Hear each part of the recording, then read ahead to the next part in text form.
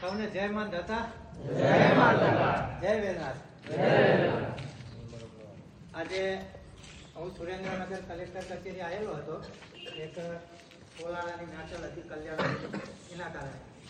પણ ખરેખર આપણી સમાજમાં શિક્ષણ એટલું બધું પાછળ છે કે કલેક્ટર પાસે જવું હોય, મામલેદાર પાસે જવું હોય કે કોઈ પણ પોલીસ અધિકારી પાસે જવું હોય તો આપણા સમાજના લોકોને બહુ ડર લાગે.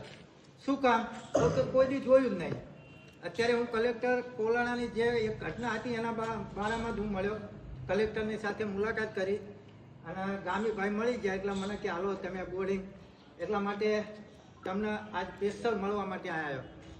પહેલાં તો બોર્ડિંગની અંદર જે 251 દીકરાઓ, જે આપણા ભાઈઓ, આપણા છોકરાઓ જે પાસ થયા ને એના માટે આપણે ખૂબ તાલીઓના ગણગણાટથી એમને વધાવી લેવી. અને બીજી વાત એ કરું કે આજના 251 નહીં, પણ આ બોર્ડિંગની અંદરથી આ કોળી અને ઠાકોર સમાજના દીકરા દીકરીઓ 500 જેવા પાસ થઈ અને જવા જોઈએ. કારણ કે બગદાણાની ઘટના જો એની અંદર આપણા સમાજના આગળ હોત તો કદાચ આટલું બધું આપણા જે મિત્રો ચાલે છે ને એ કદાચ ના થાય. પણ શું કામ થઈ રહ્યો છે એ આપણે સૌ કોઈ જાણીએ છીએ. કારણ કે ભણેલા ગણેલા વ્યક્તિઓ જો આગળ આવી અને આપણા સમાજ માટે મહેનત કરતા હોય અને ખરેખર આપણે એમને ધન્યવાદ દેવાના પાત્ર છીએ. એટલે વધારે કહેતો નથી, પણ જે આ બોર્ડિંગની અંદર સુરેન્દ્રનગરની અંદરથી આ વખતે ઓછામાં ઓછા 500 છોકરાઓ આપણા પોલીસ ભરતીની અંદર પાસ થઈ અને લાગવા જોઈએ. અને જ્યાં કોઈ પણ રીતની જરૂર પડશે ને, ત્યાં તમારો નાનો ભાઈ છું, રાજકારણની પણ જરૂર પડે ને તો પણ ત્યાં પણ અમને યાદ કરજો, તમારો જ નાનો ભાઈ છું સમજી અને અવશ્ય યાદ કરજો. અને ખાસ કરી તમે અત્યારે જે સોશિયલ મીડિયા થ્રુ પિન્ટુ કોળીને ઓળખો છો ને, એટલે ખાસ કરી હું તમને એ પણ જણાવીશ કે અત્યારે તમે મારો વિડીયો નહીં જુઓ ને તો ચાલશે.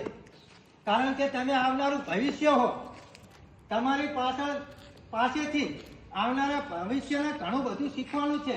એટલે અત્યારે તમે મારો વિડીયો નહીં જુઓ ને તો ચાલશે, પણ આ વિડીયો જ્યારે તમારા માંથી જ 500 છોકરા જાણે પાસ થઈ અને કોન્સ્ટેબલની ભરતીની અંદર જશે ને ત્યારે અમને એક ગૌરવ થશે કે ખરેખર સમાજ માટે એક ગૌરવની વાત છે કે કોળી અને ઠાકોર સમાજની જે આ બોર્ડિંગ સ્કૂલ બનાવી છે ને એની અંદરથી આ પાસ થઈ અને આ દીવાનો આપણી પાસે અડીખમ ઉભા રહે છે. એના માટે એક આપણા માટે ગૌરવની વાત કહેવાય. ખરેખર સાચું ખોટું? એટલે હું આજે મને ગામી ભાઈએ વાત કરી તો પિન્ટુભાઈ તમારો વિડીયો દરેક છોકરાઓ જોવે તો હું આજે 2 હાથ જોડી અને એક વિનંતી કરું છું કે મારો વિડીયો અત્યારે નહીં જુઓ ને તો ચાલશે, પણ જ્યારે મારી જરૂર પડે ને ત્યારે મને યાદ કરજો. અને આ તમે બધા છોકરાઓ મને એક વચન આપો કે આવનારા સમયની અંદર પોલીસ ભરતીમાં અમે પાસ થઈને બતાવશું પિન્ટુભાઈ. બરોબર ને? આપણે જરૂર શું હા? શિક્ષણની, નોકરીની. આપણા હારા કલેક્ટર, IPS અધિકારી, આપણા કોન્સ્ટેબલ આ બધું હોય તો આપણે કોઈની પાસે ભિખારી જેમ માગવાની કોઈ જરૂર નથી. જરૂર છે ખરી આપણી? પણ ખરેખર આપણો સમાજ શિક્ષણની અંદર પાછળ છે ને એટલે અત્યારે આપણે ના વાયના પગમાં પડવું પડે, ભીખ માગવી પડે કે અમને ન્યાય આલો. પણ ખરેખર આ ન્યાય જોતો હશે ને તો શિક્ષણથી સમાજને આગળ આવવું પડશે. બરોબર ને? શિક્ષણ વો શેરડી કા દૂધ હૈ, જો पिएगा ना वो दहाड़ेगा. જે આ શિક્ષણ રૂપી જે દૂધ પીશે ને એ ગમે હોય, કલેક્ટર હોય, કોઈ પણ હોય, PM હોય, CM હોય કે કોઈ પણ હોય, એના સામો વટથી કોલર ઊંચો કરીને અવાજ કરી શકશે. પણ એ તાકાત આ શિક્ષણમાં ડોક્ટર બાબા સાહેબ આંબેડકર મત કહેવાનો અધિકાર શું કામ આપ્યો? તો કે રાજા બનવા માટે. અને અત્યારે આપણે ગુલામ છીએ કે નથી? પણ આ શિક્ષણ જો આપણા શરીરની અંદર, આપણા દિલની અંદર ઉતરી જાય ને તો આ સમાજને રાજા બનતા કાંઈ જ વાર લાગતી નથી. એટલે વધારે વાત કરતો નથી. વધારે બોલ્યો હોય તો 2 હાથ જોડી અને તમારો ભાઈ છું સમજી અને માફી માંગુ છું.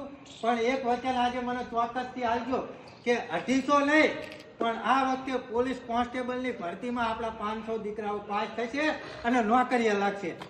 બરોબર ને? રાખજો ને મિત્રો. આ કોળી સમાજ બોરિંગ સુરેન્દ્રનગર જિલ્લો આ સમાજે તમારી પાછળ જે ખર્ચો કર્યો છે ને એનું ઋણ ચૂકવવાનો સમય મિત્રો આવ્યો છે કે ખરેખર સમાજની અંદર જે નોકરીઓ હોય ને તો ગમે એ આપણા સમાજનો 80 વર્ષનો ભાગો આવ્યો હોય ને તો પણ એ આવીને એમ કે હું કોળીનો છોકરો છું કે કોળીનો બાપા છું તો તરત આપણા સમાજનો વ્યક્તિ હશે ને એનો હાથ ચાલી અને ખુરશીમાં બેસશે. અત્યારે આપણને ખુરશીમાં નથી બેઠા, અત્યારે આપણે ચમ ઓલા હોય એની ઘોડે નીચે આપણને બેહારવું પડે. એનું કારણ શિક્ષણ. આપણા સમાજની અંદર શિક્ષણ નથી, એનું મેન કારણ આવી છે શિક્ષણ. અને આપણે આવનારી પેઢીને ખૂબ જ આગળ વધે ને એ માટે આપણે સૌ કોઈએ મહેનત કરવી પડશે. પણ હું આજે વધારે વાત કરતો નથી, વધારે કઈ બોલી ગયો હોય તો માફ કરજો. જય માન ધાતા, જય વેલનાથ, જય કોળી સમાજ.